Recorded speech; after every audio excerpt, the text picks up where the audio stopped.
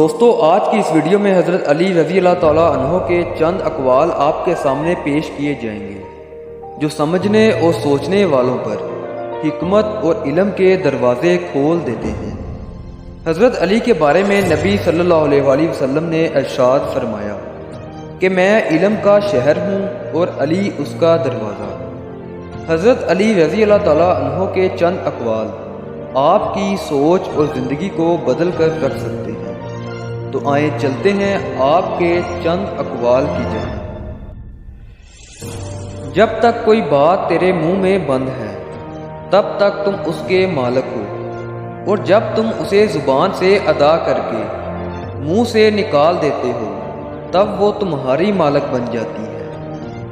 شریف کی پہچان یہ ہے کہ جب کوئی اس کے ساتھ سختی کرتا ہے تو وہ سخت ہو جاتا ہے، اور جب کوئی اس کے ساتھ نرمی سے بات کرے تو وہ نرمی سے جواب دیتا ہے۔ اور کمینے کی پہچان یہ ہے کہ جب کوئی اس کے ساتھ نرمی سے بات کرے تو اس کا جواب سختی سے دیتا ہے، اور سختی سے بات کرنے والے کے سامنے ڈھیلا پڑ جاتا ہے۔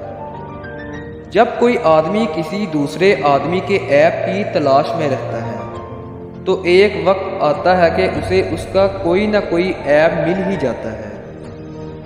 جو شخص جان بوجھ کر گمراہی کا راستہ اختیار کرے اسے کوئی رائے راست پر نہیں لا سکتا۔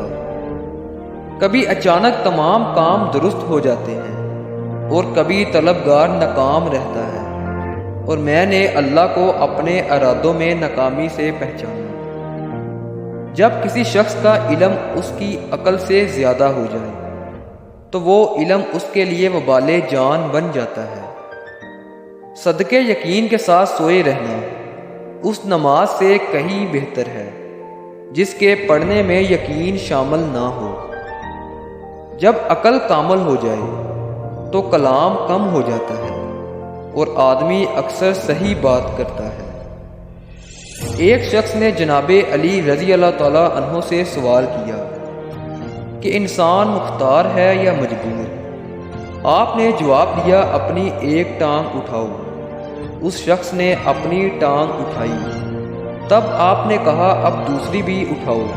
وہ بولا میں اس سے مجبور ہوں۔ تو آپ نے فرمایا یہی مثال مختار اور مجبور کی ہے۔